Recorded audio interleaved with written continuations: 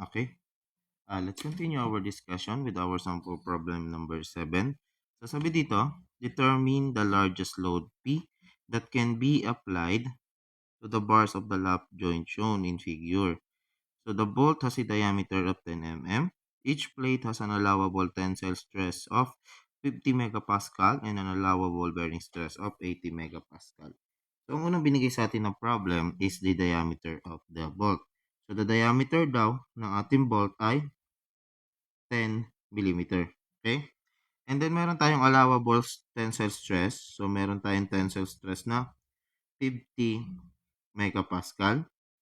And then meron tayong allowable bearing stress na 80 megapascal. Okay, so we have two conditions, two allowables. Therefore, we can expect now we have two failure modes. Okay? Apologize for that sound. Okay? So, meron tayong dalawang failure mode saan possible na masira yung ating system. So, yung unang breakage nito, possible. Ang unang may imagine ninyo, sir, tensile. So, dito, mapuputol siya dito.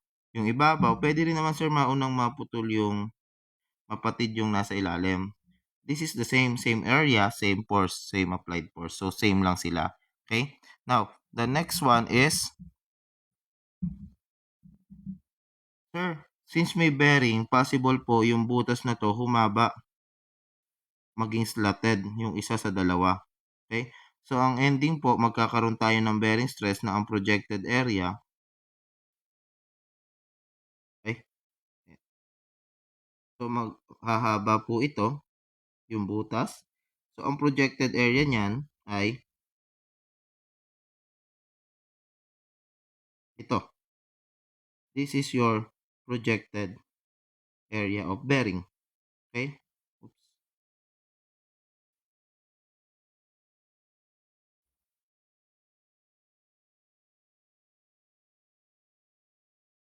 Okay? So, yan yung area ng bearing na nagre-resist ng bearing.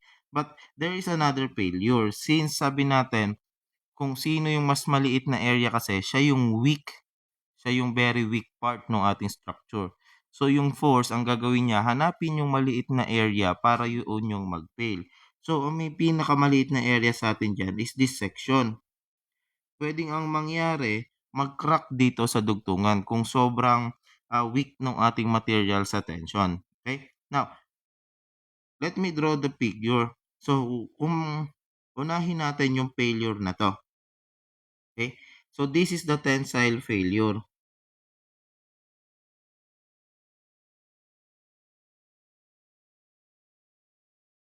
on the plates. Okay?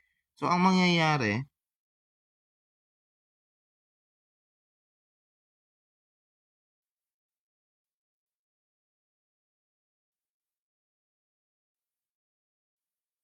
may butas para sa bolt. Then, meron tayo ditong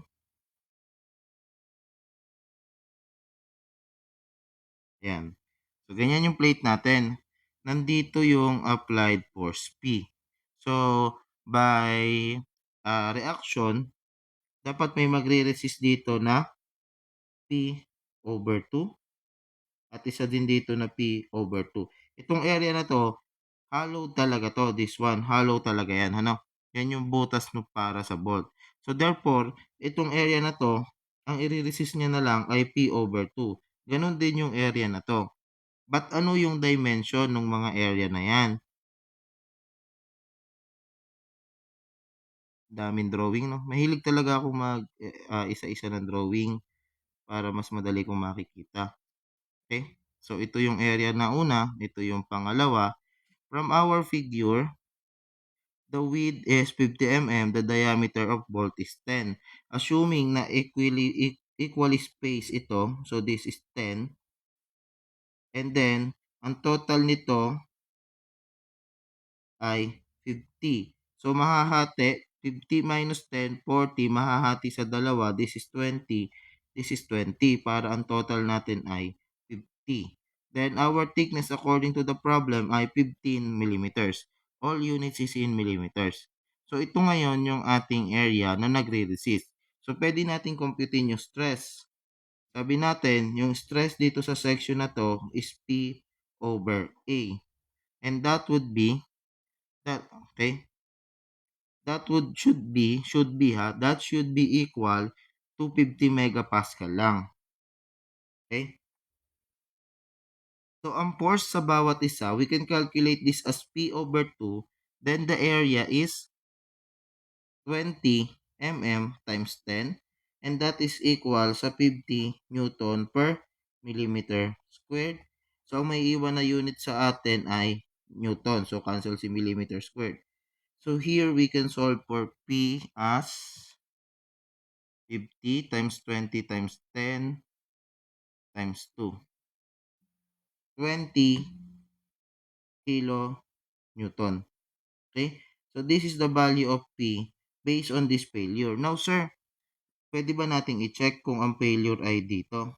So, ang mangyayari lang dyan, kung ang failure ay dito,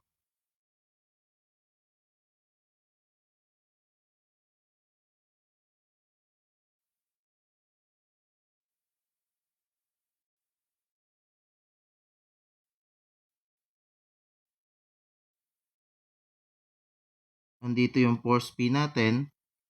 So, yung area na to, this is 50. The thickness is 15.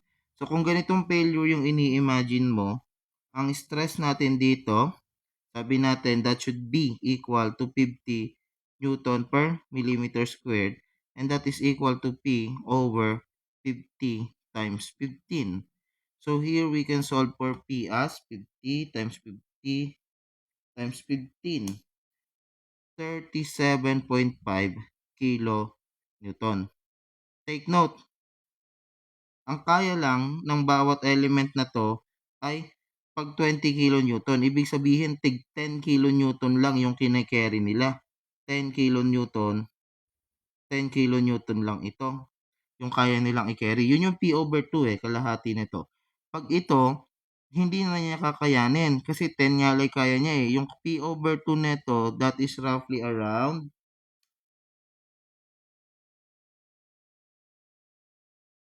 18.75. This is greater than 10 kilonewton. So magpe-fail tayo dito. Okay? So therefore, kung ganito yung capacity ng section na to, ng area na to, at ito ay 10 lang, so mauunang mag-fail ito. Pagdating ng P natin ng 20, 21, failed na tong section na to. Itong area na to, hindi pa nagpe-fail kasi magpe-fail lang ito pag na-reach na natin yung P at 37.5. Okay? So, pinrove lang natin na ang unang magfe-fail ay yung may smallest area. Yun yung hahanapin ng force para doon siya mag-fail. Okay? Next, our next failure is yung pinag-usapan naman nating bearing. So, pagka ang bearing naman, bearing of plates. Ang pinag-usapan natin, 'di ba? Pinroject na natin yung dimension dito. So, oops.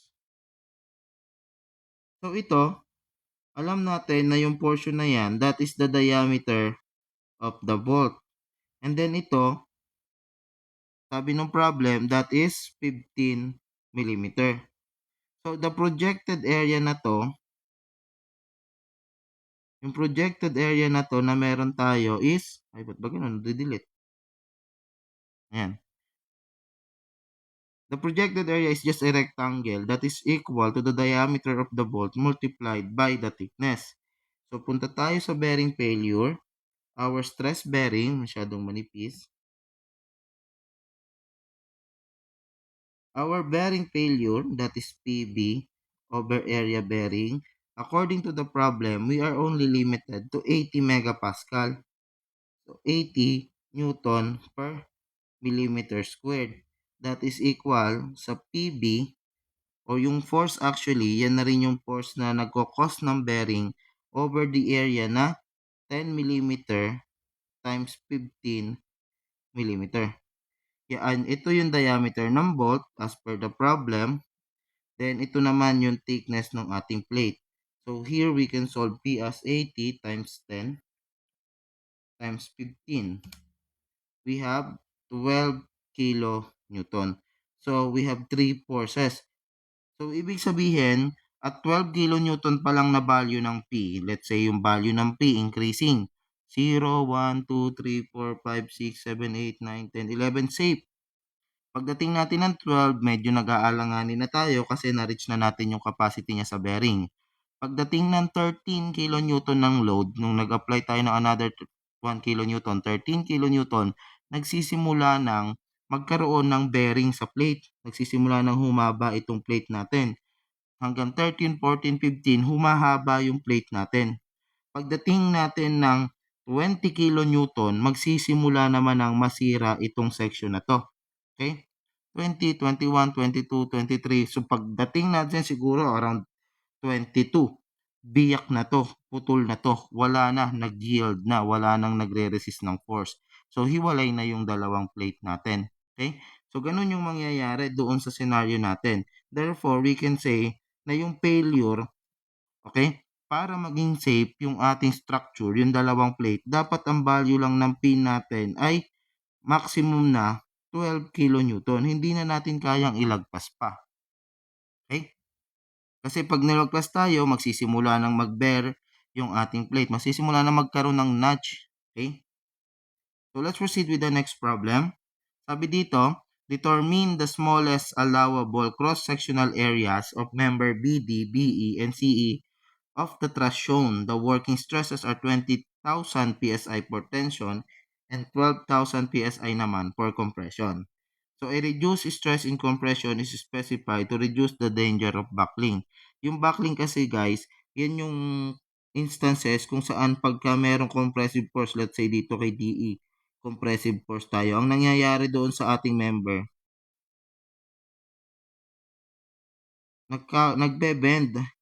Okay? Yan yung buckling.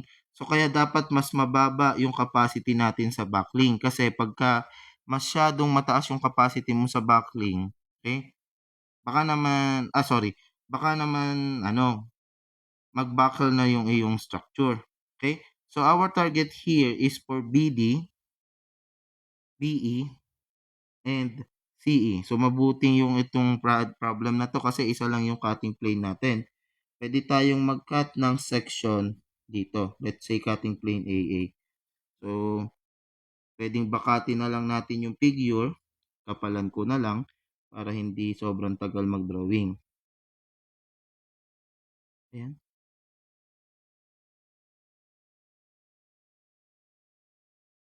Masyado pa rin manipis. Ilipat tayo ng mas makapal.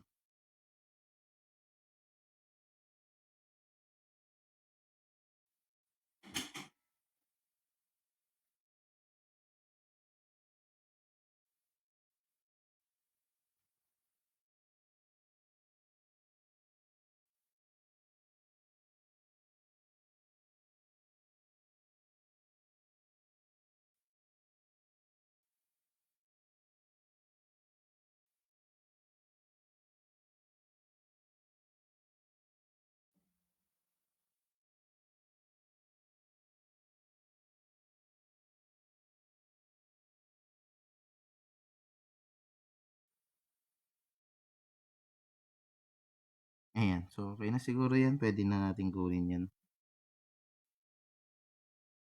Copy.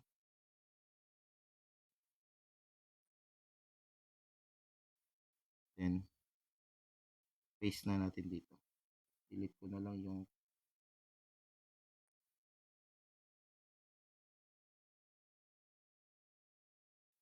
okay. So, ang applied force natin dito, meron tayo ditong itan ko na siya. 36 kips. Okay? So, 36 na lang ilalagay muna ni sir.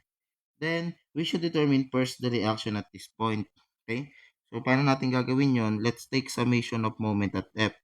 So, if we do summation moment sa F is equal to 0, okay? So, assuming clockwise positive na lang tayo kasi doon kayo nasanay.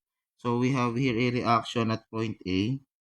So, let's say that is RA, reaction at A, multiplied by 8 plus 8 plus 8, 24 feet. that is equal to 36 multiplied by 16. So RA is equivalent sa 36 times 16 over 24, or RA is 36 times 16 over 24. We have here 24. Okay, kips upward. So we have here 24 kips. Okay, ang mga force na hinahanap sa atin ay BD. So we can assume BD as tensile. Okay. So assume natin na tensile si FBD. And then meron tayo ditong assume naman natin compressive si FBE.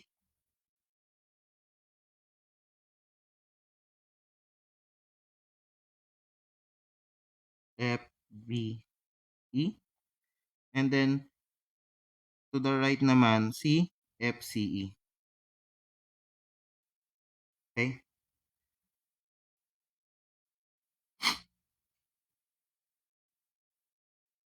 Okay, let's solve this problem. Unahin natin solve si FCE. Lagay ko muna pala yung mga points. So we have here point A, point B, and point C. So pwede nating unang kunin si FCE by taking summation moment at B is equal to 0. Clockwise positive tayo. Okay, so ang clockwise natin, we have here, pag ito ang ating moment center, we have here 24. This is 8 feet. And this is also 8 feet. Okay, so we have here 24 multiplied by 8 feet. That is equal kay FCE multiplied by the moment arm is 8 feet also. Therefore, we can say that FCE is equal to 24 kips. So, walang moment arm si 36 kaya hindi na natin siya in-include doon sa ating equation of moment. Then, our direction or our kind is tension. Okay? Next. Ako preferably gusto ko mag-moment on this direction kasi. So, sige, that is point E, which is 8 feet away from our point C. Kasi pag nag-moment ako dito, may dalawang unknown pa ako doon. So, dito na lang ako mag-moment. Okay? Kung dito ako mag-moment, dalawang unknown. So, dito yung best para FDD na lang makuha natin. I-resolve natin si BD sa component. So, magkakaroon tayo dito ng FBDY. At dito naman si FBDX. Okay? Another thing, pwede nyo rin namang i-expand ito. Pwede rin ganito yung approach ninyo. Diba may member tayo dyan, DE. Tapos ito. Dito nyo dalhin. Okay? Dito si FBDY. Dito naman si FBDX. Unfortunately, kung ito ang moment center mo, wala kang makukuha kasi walang moment arm. So, hindi pwede. Unless sa ibang part ka magmo-moment. So, wag na to. Okay? Kakalito lang. So, dito na lang tayo. Stick na tayo dito. Okay? So, let's take summation moment sa E. Let's take moment sa E equal to 0. Again, clockwise rotation positive. Pag nag-moment ako dito, yung 24 iikot at ang moment arm niya ay 16. Okay? Pag nag-moment ako sa E, iikot si FBDY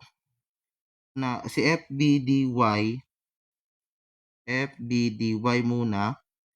Okay? Na ang moment arm niya ay 8. Ganun din si FBDX. Okay? Iikot din si FBDX ng clockwise rotation. Ang moment arm niya rin ay 8. Ito, dito iikot siya. Papunta kay E. Ito pag ano naman. Okay? Next. Wala na. So, minus tayo ng 36 times 8 feet. Kasi ito naman si 36. Counterclockwise rotation siya. That is equal to 0. Okay. So, puntahan muna natin ito. Ano ba yung magiging dimension ng ating triangle dito? So, this is 8. Kung ito 8, ito 12, therefore may matitira dito na 4. Okay? So, we have here square root ng 4 squared plus 8 squared. We have dito ay 4 square root of 5. Yan yung hypotenuse natin. So, yung horizontal component natin, we can say that si FBDX is FBD multiplied by, since horizontal, 8 over 4 square root of 5. Si FBDY naman natin, since vertical component siya, that would be the vertical component of the triangle over the hypotenuse of the triangle. Okay? So, substitute natin dito, we still have the 24 times 16 plus yung FBDY, magiging FBD multiplied by 4, 4 square root of 2. Let me just counter check para hindi mali. Okay, 4 over 4 square root of 2. Plus si FBDX magiging moment arm. Lagi natin nami-miss out. 8. Okay? Plus, we have here FBD multiplied by 8 over 4 square root of 2 multiplied by the moment arm na 8 minus 36 times 8 equal to 0. Pwede kayo mag-shift solve, pwede rin nyo naman siyang hindi shift solve. Okay? So we have here 36 minus 24 times 16 divided by 8 times 4 over 4 square root of 2. Okay? Then meron tayong another 8 multiplied by 8 over 4 square root of 2. So, ang makukuha kong value ng FBD, negative 20.506 kips. Okay, counter check natin using shift solve naman ako. 24 times 16 plus 4 times 8x over 4 square root of 2. Actually, pwede ko na i-cancel yung 4 plus 8 times 8 times alpha x over 4 square root of 2 minus 36 times 8 alpha equal to, alpha equal to 0. Shift solve tayo. We should arrive at the same value. Medyo mabagal lang si Canon. Uy, negative.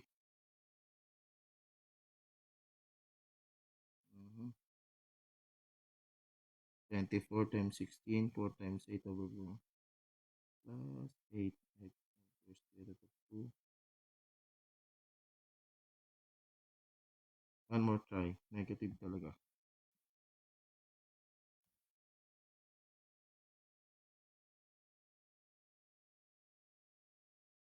One more try. Ako yata yung mali. Baka mali yung pagta-transpose ko. Okay. So the answer is negative 5.657 kips. Let me try it one more time. 36 times 8 minus 24 times 16 divided by 8 alpha x over square root of 2 plus 64 alpha x over 4 square root of 2.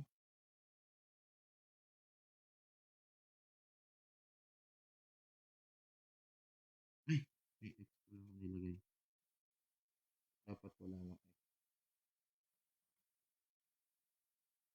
So that is negative 4 square root of 2, or the correct answer is 5.657. Okay, so we are correct. Ito, this one. So therefore, we can say that our FBD is 5.657. The assumption initially is tension. So this is compression. Okay? So baliktad yung ating assumption kanina.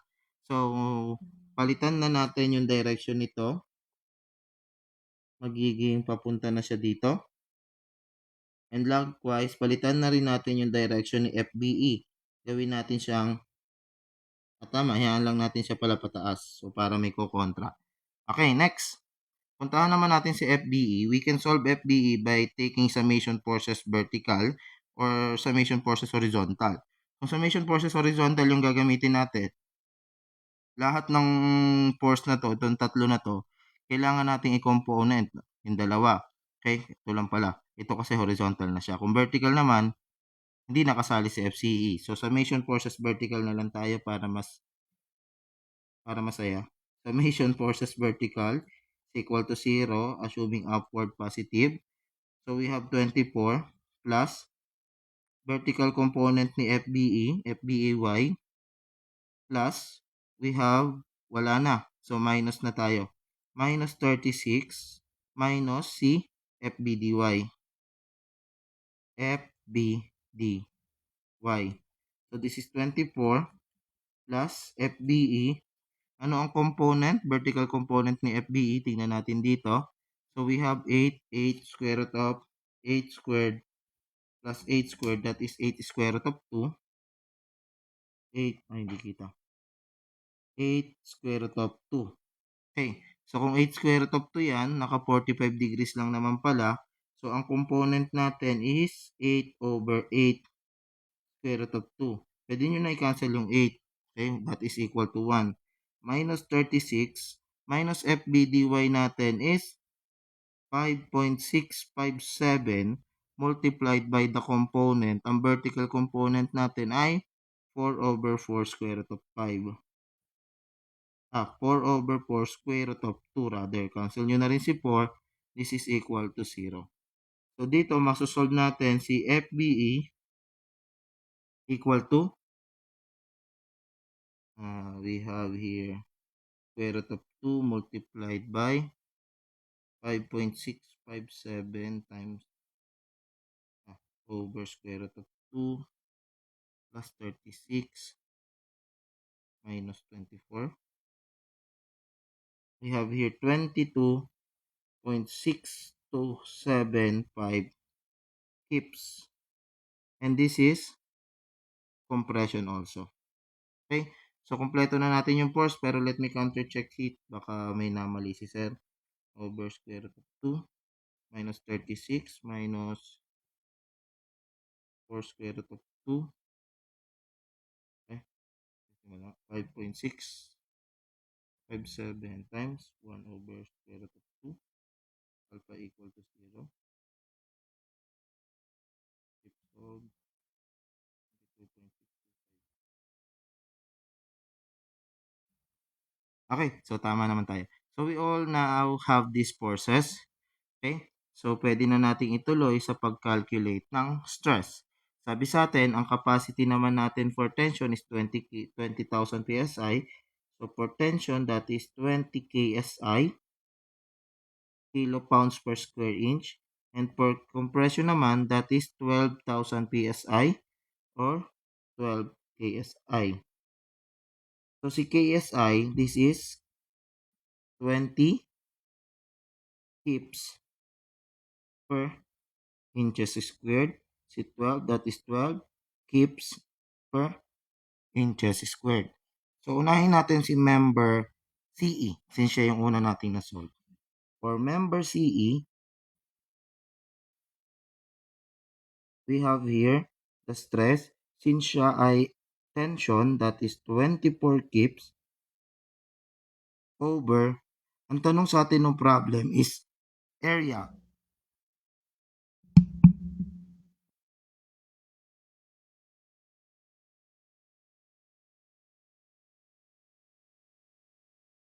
So, kung area yung tanong natin, let's solve for that area. Since tension ito, tension T, so ang gagamitin natin ay 20. So, our area is 24 over 20, 1.2 square inch or 1.2 inches squared. This is the area of member CE. Puntahan naman natin si member BD. That is the stress is equivalent sa 5.657 over the area of BD, and that is equal to this is compression, so this is 12 kips. Okay? So our area for BD now becomes, take note the unit of this is kilopounds. This one is kips per inches squared. So our ABD is 657 over 12, we have 0.471 inches squared. This is our answer. And lastly, for member BE, we have the stress is equivalent to 22.6275 divided by the area BD, that is equal to 12 kips per inches squared. This is kips. Okay? So, the area ngayon ng BD is 22.6275 over 12, which will give us 1.886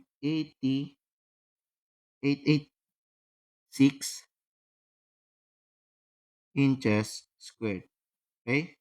Now, ito yung sagot natin kung ang tanong sa atin ay magkakahiwalay sila or iba-ibang section sila. Pero what if the question is, sino daw yung mag-govern assuming na pare-pareho yung section? Aling section daw yung susundin ni designer para maging safe yung structure? Kapag ang pinag-uusapan natin again ay dimension, we choose the largest. So ito yung pipiliin natin. This one is the safest dimension that we have. Okay? Kasi yung dimension na to, yung 1.886 square inch, kahit siya ay mai-apply natin sa 5.657, safe pa rin siya. Kahit siya ay applyan natin ng 24 kips, safe pa rin siya. Okay? So, ito yung safest dimension natin. Okay, so tapos na tayo sa normal stress. We will now proceed with the shear stress.